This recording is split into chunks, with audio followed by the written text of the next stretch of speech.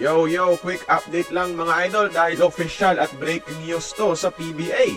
Itong si Jordan Heading nasa Converge na. Sinong kapalit at ano nga ba ang mga dapat pang malaman? Bago natin pag-usapan, palike naman ang ating video bilang suporta. Viral ang pagbabalik ni Jordan Heading sa Pilipinas ilang linggo ang nakaraan. Tila ba hint ng paglalaro na nito sa PBA? Drafted siya ng Terra Firma noong pandemic at ito nga, ang matunog na rumors na mapupunta siya sa Converge ay nagkatotoo na.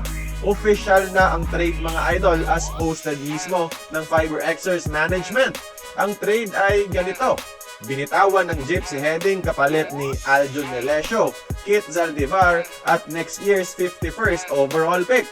Kumpara sa trades ng SMC at MVP teams, masasabing patas ang offer ng Converge mga idol.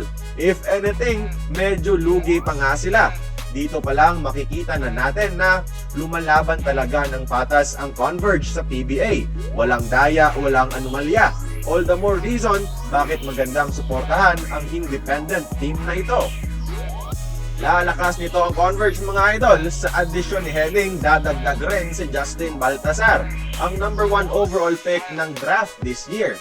Silang dalawa ang dalawa sa pinaka-importanting piyesa noon ng Magical Gilas team ni Coach Tab Baldwin sa pandemic basketball.